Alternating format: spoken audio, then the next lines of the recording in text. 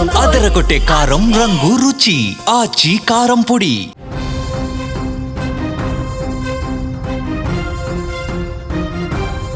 ఒక కాకి చేసిన పనికి ఒకేసారి 4 ఇళ్ళు పూర్తిగా దగ్ధమై 4 కుటుంబాలు వీధిన పడ్డాయి. ఆ ఇళ్ల యజమానులు ఇంట్లో ఉన్న డబ్బు బంగారం మొత్తం పోగొట్టుకుని వాళ్ళు ఏకాకులుగా మిగిలిపోయారు. విజయనగరం జిల్లాలో ఈ ఘోర అగ్ని ప్రమాదం జరిగింది.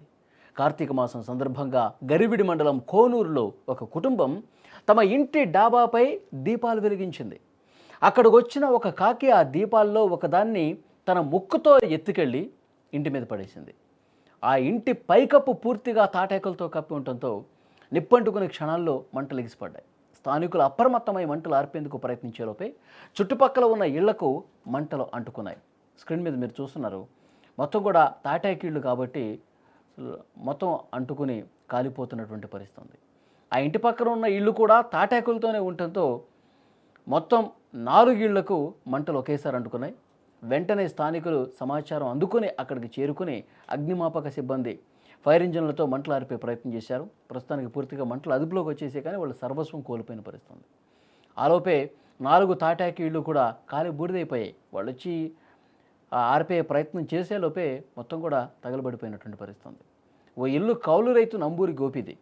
ఇటీవలే ఆయన పెట్టుబడి కోసం ₹1,00,000 అప్పు చేసి మరీ ఇంట్లో పెట్టుకున్నాడు.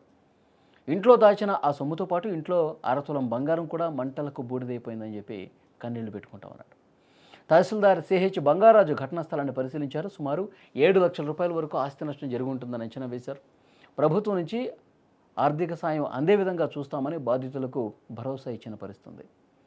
విజువల్స్లో చూడొచ్చు, మీరు పూర్తిగా కాలిపోయినటువంటి ఆ ఇళ్లను కూడా చూడొచ్చు. ఒక కాకి ఇంత పని చేసిందని చెప్పి వాళ్ళు చాలా బాధతో మాట్లాడుతున్నటువంటి పరిస్థితి ఉంది. కార్తీక దీపం పెట్టుకున్నారు, దీపాలు నోట కరుచుకొని వెళ్ళినటువంటి కాకి అలాగే వెలుగుతున్న దీపం ఇంటి మీద పట్టడంతో మంటలు అంటుకున్నాయి.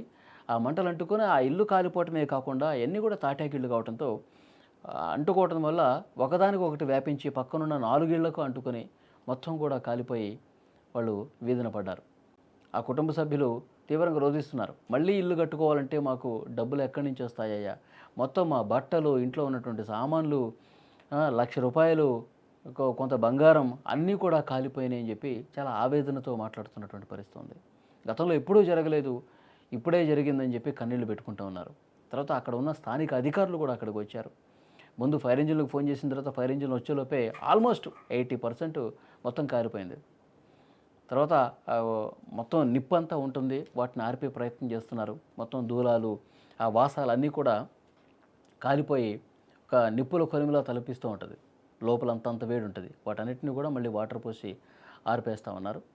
తర్వాత వాళ్ళు బాధిత కుటుంబ సభ్యులు కూడా ఏదో ఒక సాయం చేసి మమ్మల్ని ఆదుకోండి, ప్రభుత్వం తరఫున మాకు వెంటనే సాయం అందే విధంగా చూడండి, ఇప్పుడు ఈ 4 ఇళ్ళు కోల్పోయిన కుటుంబాలు ఇక మేము ఎక్కడుండాలని చెప్పేసి మాట్లాడుతున్నటువంటి పరిస్థితి. వాళ్ళకి అప్పటి వరకు ఆ ఇల్లు నిర్మించుకునే వరకు వేరే దగ్గర పునరావాసం కల్పిస్తాము, ఆ ఇల్లు నిర్మితం అయిన తర్వాత మళ్ళీ ఇంట్లోకి వద్దురు కానీ తర్వాత వెంటనే మీకు సాయం కూడా అందించే బాధ్యత తీసుకుంటామని స్థానిక అధికార యంత్రాంగం కూడా చెప్తున్నటువంటి పరిస్థితి.